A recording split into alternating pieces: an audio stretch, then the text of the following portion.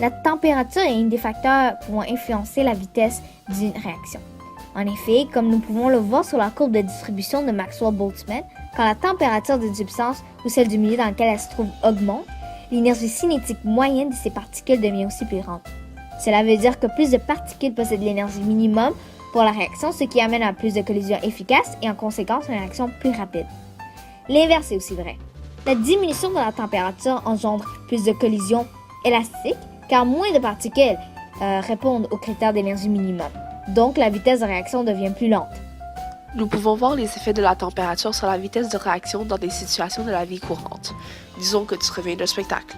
Tu ramènes chez toi des bâtons luminescents. Ces bâtons, tu les as cassés. Toutefois, ils émettent encore de la lumière. Une bonne quantité de lumière. Tu veux les conserver pour une prochaine occasion. Comment faire? Tu te rappelles d'une vidéo, celle-ci, qui montre un bâton luminescent dont un bord est trempé dans de l'eau froide, l'autre dans de l'eau chaude. On peut observer que le bout refroidi perd significativement de la lumière, ce qui veut dire que moins de particules ont réagi afin de produire ce résultat. De l'autre côté, la lumière devient beaucoup plus intense car plus de particules peuvent réagir après avoir absorbé l'énergie du bain d'eau chaude.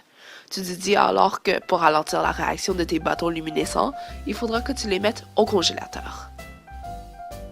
Après avoir réglé ce problème, tu as un petit soif. Tu décides de te faire du chocolat chaud. Mais il faisait chaud ce soir au spectacle. Un sachet de chocolat chaud à la main, tu te demandes pourquoi personne n'a fait du chocolat froid. Tu essaies donc de dissoudre ta poudre dans de l'eau froide. Des motons de poudre qui refusent de passer à la phase aqueuse flottent dans ton verre. Tu n'as pas le choix, alors tu bouillis de l'eau et l'utilises pour te faire un autre verre de chocolat, cette fois-ci chaud. Le poudre se dissout plus facilement. Pourquoi? La température de l'eau bouillie est capable de fournir de l'énergie aux constituants de la poudre, subséquemment facilitant le bris des liens entre les particules solides.